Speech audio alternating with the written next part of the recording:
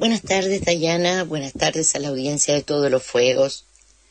Hoy, 24 de marzo, quiero compartir con ustedes mis recuerdos.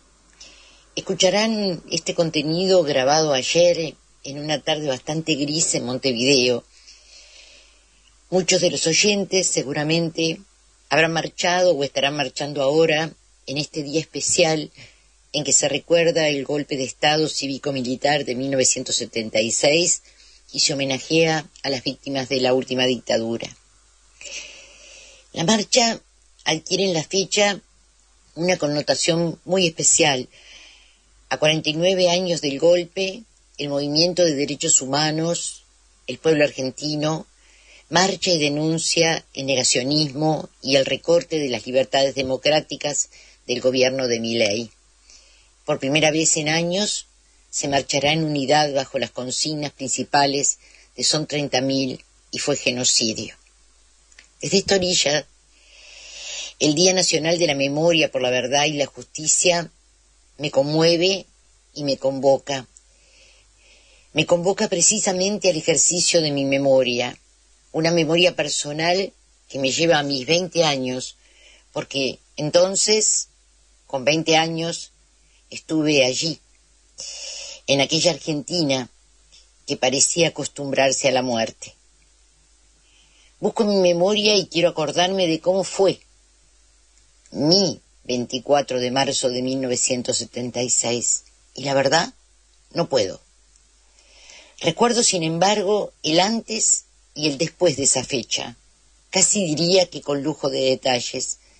Pero de aquel día solo tengo una tibia memoria de un comunicado, la sensación de un dolor repetido y el miedo y la rabia abrazándose y abrazándome. Los años que han pasado son muchos. Los recorro y se atraviesan los rostros de amigos y compañeros que la dictadura se llevó. Algunos al exilio, a otros a los campos de exterminio. Amigos que no pude ver envejecer, con los que no pude compartir las tibiezas de la vida, guardados sin embargo en mi retina, siempre jóvenes, como era yo entonces. Llegué a Buenos Aires el 2 de marzo de 1974. Es que el 27 de junio de 1973, un golpe de Estado echó por tierra en mi país, el Uruguay, el discurso de la Suiza de América y de la Atenas del Plata. La que sería una larga dictadura rompía un orden de apariencia formalmente constitucional y democrático, caracterizado por el autoritarismo, las pérdidas de libertades, las leyes represivas. La dictadura nació en Uruguay hackeada por 15 días de huelga general decretada por la Convención Nacional de Trabajadores y la Federación de Estudiantes, pero no fue suficiente para derrotarla. Durante esos días, mis 17 años estuvieron marcados por la resistencia, las tareas de propaganda, la siembra de miguelitos y de esperanzas. Terminada la huelga, mi compañero y yo fuimos despedidos de nuestros trabajos. En octubre, nuestra hija cumplió su primer año. El Uruguay se convertía en una gigantesca cárcel, con el mayor número per cápita de presos políticos del mundo. Casi el 20% de su población pasó por las cárceles. En enero de 1974, mi compañero viajó a Buenos Aires. La situación se había vuelto insostenible en Uruguay para nosotros. Con la ayuda de otros compañeros uruguayos y argentinos, logró conseguir un trabajo e instalarse en una pensión ubicada muy cerca de la plaza del barrio de Flores. Allí no se permitían infancias, pero los compañeros, organizados en el movimiento de inquilinos de hoteles, pensiones e inquilinatos, MIP, consiguieron que yo ingresara y me instalara con mi pequeña hija en la pensión, pese a la oposición de la encargada.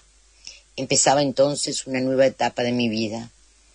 Al llegar a la pensión, el nombre de la calle donde estaba ubicada me interpeló. Calle Coronel Ramón Falcón, en recordación del brutal represor de las luchas obreras de comienzos del siglo XX, responsable, entre otras, de las muertes de la Semana Roja de 1909. Su historia no me era desconocida. Tampoco desconocía su final en manos de Simón Radovinsky, autor del atentado con bomba que mató al jefe de policía. En el 74, Argentina era el único país del Cono Sur que no tenía dictadura. Muchos uruguayos y chilenos nos habíamos refugiado allí. El avance de las derechas se había instalado, sin embargo, y Argentina empezaba a transitar aceleradamente tiempos de contrarrevolución. El cóndor empezaba a sobrevolar en la región. Entre 1974 y 1975 hay un vasto espacio de vivencias que se agolpan y se apretujan en mi cabeza. Son el antes, un antes que recuerdo muy bien, la gaseada en la Plaza Flores, un 1 de mayo, y yo corriendo a refugiarme a un bar que estaba abierto en la esquina de Rivadavia, con mi hija pequeña, cubriéndole la carita con una bufanda que mojé con el agua de su mamadera. Eran tiempos de Isabelita y el Brujo. Las tapas de los diarios mostrando los asesinatos que la AAA inició con la de Rodolfo Ortega Peña en pleno centro de la ciudad. Las asambleas en la pensión, una entre muchas, donde habitábamos extranjeros, uruguayos y chilenos, junto a argentinos provincianos, asambleas convocadas por la rama de inquilinos de la JP, y también los primeros desalojos compulsivos de la represión, los inquilinos organizados, atacados, desalojados, señalados, detenidos. Dormíamos en alerta. Después llegó la mudanza apurada. Mi hija con su abuela en casa de una amiga y nosotros durmiendo en los hoteles, alojamiento, hasta encontrar un lugar para alquilar donde vivir. Había charlas entre compas en la escuela de enfermería donde estudiaba o en la villa del Bajo Flores donde hacíamos nuestras prácticas y estaba presente el temor y las preguntas para las que no teníamos respuesta. ¿Cuándo será? ¿Qué pasará después? Y la inflación desatada y el aprender a tabicarse para ver a los compas que buscaban protegerse de las persecuciones y el mudar de camino para llegar a casa y los mensajes de los amigos que siempre terminaban con «cuídate» y una sensación de déjà vu, de otra vez, golpeándonos el interior. Y el «no cantes, mi niña, esa canción», y ella insistiendo en su inocencia de media lengua, cantando «yo me quedo a cantar con los obreros», y el miedo y la impotencia que yo sentía de transmitirle mi miedo. Tiempo de López Rega, de las 3A, del Comando Independencia, del Rodillazo, del Operativo Independencia en Tucumán, de la Conferencia de Ejércitos Americanos reunida en Montevideo, de Videla anunciando en esa ciudad que si es preciso, en la Argentina deberán morir todas las personas necesarias para lograr la seguridad del país. Y aquella prensa que recogía sus palabras en los titulares de ambas márgenes del Plata.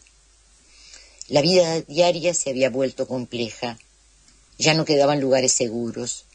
Para ese entonces, en América del Sur, Bolivia, Brasil, Chile, Perú, Paraguay, Ecuador y Uruguay tenían dictaduras. Argentina engrosaría esa lista el 24 de marzo. En los días previos solo se hablaba del golpe inminente. En el almacén, en la carnicería, en la escuela de enfermería, en el Hospital Piñero, en la villa del Bajo Flores, en la pensión. Ese era el tema cotidiano en mis espacios cotidianos. Y como publicaba el diario La Razón, se acentuaba la impresión del desenlace. La 6ª edición de ese diario del día 23 anunciaba con grandes caracteres de portada: es inminente el final, todo está dicho. Crónica anunciaba movimiento de tropas y agregaba Casildo Herrera en Uruguay, junto a la frase me borré. 24 de marzo de 1976, un día de otoño, de un otoño recién inaugurado. Yo no recuerdo si había sol o si estaba nublado, tampoco si Buenos Aires se desperezaba con humedad o con altas temperaturas, si comenzaba la semana o se vivía el descanso del fin de semana. Mi memoria no registra esos datos, por eso los busco. Fue un miércoles, 20 grados de máxima y 10 de mínima, humedad 55%, corre un vientito suave, así indicaba el parte meteorológico. A la madrugada, la cadena de radiodifusión emite música castrense y el comunicado número 1 de la Junta Militar se repite una y otra vez. Eran las 3:21. La Casa Rosada amanece rodeada de vehículos blindados. Todos esos datos forman parte de mis recuerdos elaborados, o reelaborados, mejor dicho, pero de aquel día no recuerdo nada. Nada más que la sensación de estar en peligro, como en mi país en 1973. Pero ahora no había resistencia inmediata, no había ocupación de lugares de trabajo ni huelga general. Pero había Santucho, y Alicia Eguren, y Walsh, y Pirí, Lugones, y Villaflor, y tantos otros, 30.000 tantos otros. La televisión repetía el comunicado y también emitió un partido amistoso de la selección argentina contra Polonia. Yo me preguntaba qué iba a pasar. Y después, el después. Más muertes, más silencios, más amigos perdidos en la noche, más miedo, más ruidos de sirenas y corridas de falcón verdes, más desolación, un puñado de pañuelos blancos, mi niña cantando a media lengua en el tren, toca la gaita Domingo Ferreiro, toca la gaita, no puedo, porque están llenas de sangre las calles, y la gente que mira, y el miedo, y yo me corro del vagón, y me tiro del tren apenas antes de que cierren las puertas, y el Mundial de Fútbol, y las escarapelas con forma de corazón que decían, los argentinos somos derechos humanos, y una guerra nefasta, y la bomba en el Porteño, donde trabajaba mi compañero, y aquella pregunta, ¿y si se van a Europa? Y aquella respuesta, no quiero, y la gente mirando a Galtieri, la derrota que llega y un mar de gente hacia la Rosada, y él se va a acabar trepándose a la sangre y la sangre de Flores derramándose, y después correr, y sin aliento, verse llevar en vilo como una cometa por una mano solidaria que portaba un bombo, y llegar al trabajo, y en la guardia del hospital, la radio encendida, y la pregunta, ¿alguien sabe qué pasa? ¿Alguien sabe si hay muertos? Y las sirenas rompiendo el silencio de la noche, y una allí, apenas apaciguando el corazón y el grito, y la primavera pariendo siluetas.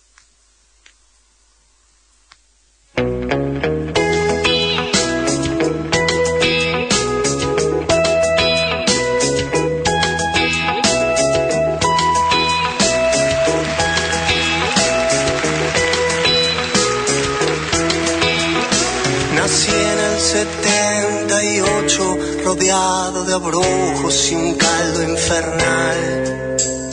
Nada parecía ser real. Éramos campeones del mundo y en vuelos nocturnos tiraban personas al mar. Nos cuidaban las abuelas con su humanidad. Porque tira la vida, no hay energía mayor. Sana el alma, alimentar ese ardor. Sigue la función, pulsión de amor.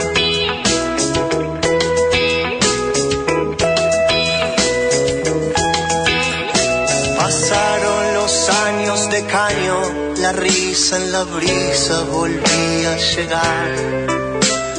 Y aunque ya muchos no estaban, se hacían sentir. Hoy viven en canciones de amores, revoluciones, sueños de libertad. Y ahí están las semillas de la eternidad. Porque tira la vida, no hay energía mayor. Sana el alma,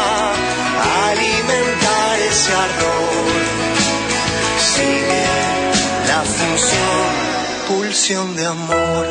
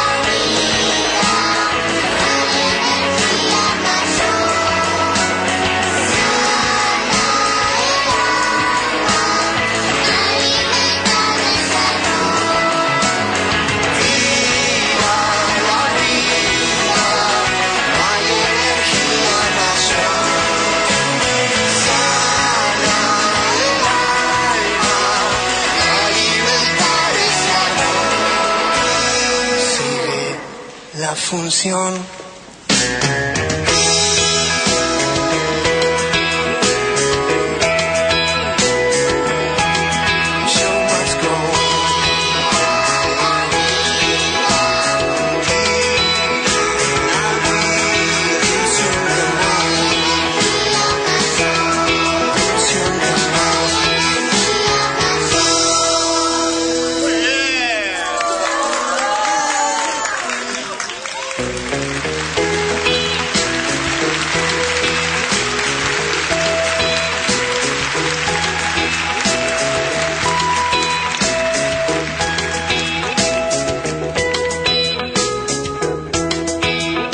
Nací en el 78, rodeado de abrojos y un caldo infernal. Nada parecía. Y todos esos tantos y tantos antes, y también tantos y tantos después, todos prendidos a la memoria, son rostros, gritos, banderas, pancartas, pañuelos, adioses, hasta siempre, sirenas, botas, llantos, miradas hacia abajo, volantes, canciones, pesadillas, silencios, sueños rotos, olvido de mis nombres, aprender el teléfono, esperanzas, quejidos. Y de aquel 24 de marzo, solo un recuerdo borroso, atado a ese antes y a ese después. Ese recuerdo borroso de la imagen de la Junta Militar y una voz que decía, comunicado número 1. Se comunica a la población que a partir de la fecha el país se encuentra bajo el control operacional de la Junta de Comandantes Generales de las Fuerzas Armadas. Se recomienda a todos los habitantes el estricto acatamiento a las disposiciones y directivas que emanen de la autoridad militar, de seguridad o policial, así como extremar el cuidado en evitar acciones y actitudes individuales o de grupo que puedan exigir la intervención drástica del personal en operaciones. Firmado por los 3 comandantes. Y el dolor ancho y profundo andando dentro de la memoria, el dolor y la rabia. Ya pasó o no pasó, dicen algunos que pretenden que el olvido se lleve la memoria que esos años nos dejaron. La ultraderecha busca cancelar la memoria y la identidad, creando una nueva subjetividad, un nuevo relato del pasado. Aquí no ha pasado nada. Pero eso pasó, decimos nosotros, y porque pasó, es imprescindible recordarlo, reconstruir pedacito a pedacito las historias, sumar cada relato, tejer cada recuerdo, levantar cada bandera. Esa es la tarea, porque tener memoria no es regodearse en el dolor o en la tristeza. Tener memoria es estar alerta a que no vuelva a pasar, es darle batalla a la impunidad. Por eso dejo constancia de mis retazos de recuerdos, para que otros los recojan y los completen, los reciban y los compartan, porque la memoria no es solamente un derecho, sino que también es una responsabilidad. Porque parafraseando a Miguel Hernández, cuando escribía en la cárcel, aunque el otoño de la historia cubra nuestras tumbas con el aparente polvo del olvido, jamás renunciaremos ni a más viejo de nuestros sueños. Son 30.000, nunca más, verdad y justicia.